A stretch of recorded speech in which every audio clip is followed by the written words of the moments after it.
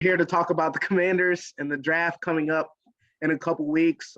We can just start off real simply, man. I mean, what do you think they should do? Obviously, lots of options out there, receiver, corner, safety, maybe. So just what are you thinking that they should do? If you just kind of roll out those needs and you say, well, there's depth at, again, one or definitely two of those positions. Again, maybe not as much safety. And maybe safety, you'd be taking a little bit of a risk, maybe with a Jaquan Brisker from Penn State, a Lewis Cine from Georgia, somebody, in that regard. So at number 11, if you have a bunch of those options available to you, I look around and I say, well, it's a deep draft. I don't have a third round pick. I already gave up a third/second round pick next year for Carson Wentz to Indianapolis. In addition to this year's third, I've got to try and trade down. And trade down doesn't mean I've got to go down to 20 or I've got to go down to 25. Maybe you find some team that's quarterback hungry in the 13 or 14 or 15 range or 16 range because of something else that happened in the prior 10 picks. Kind of to that point, I was going to ask you some of the prospects, just in general, that you think they might be looking at, whether it is a trade back situation or they stick and pick at 11. Ahmed Sauce Gardner is there.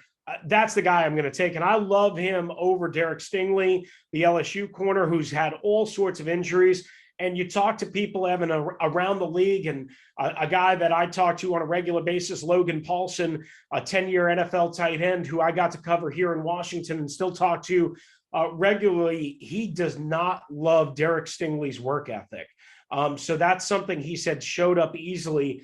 Kyle Hamilton is the top safety from Notre Dame. Now, he didn't run as fast in his 40 and all that stuff. Listen, I think there are some normal, typical pre-draft concerns.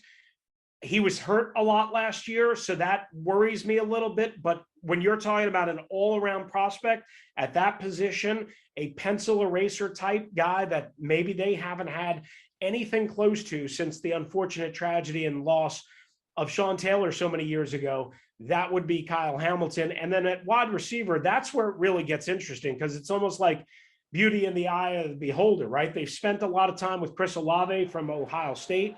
Garrett Wilson is thought to be the top receiver on the board. Again, if they're choosing wide receiver, I don't know why there would be the need to go at number 11. If you're going Kyle Hamilton at number 11, I can justify that, the safety from Notre Dame. If you're going Ahmed Sauce Gardner, the corner from Cincinnati at number 11, I can justify that. I don't know if I can justify a wide receiver specifically at number 11, unless there was a big time run earlier in the draft, which I don't think there's going to be.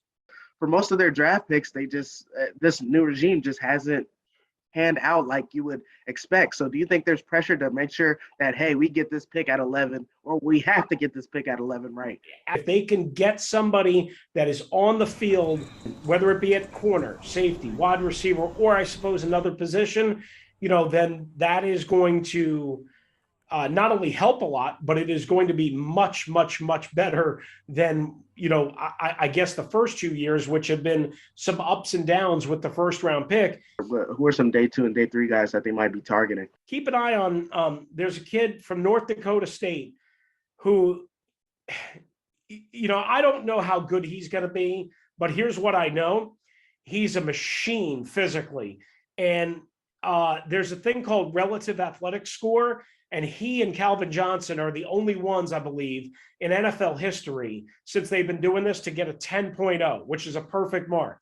So keep an eye on somebody like that, a kid that doesn't have to come in right away and light it up, but a kid that has everything that you want, maybe a little bit raw, maybe a little inexperienced, but can then, kind of really help you a little bit this year and then more next year as you kind of settle things down, and maybe as you potentially lose Terry McLaurin.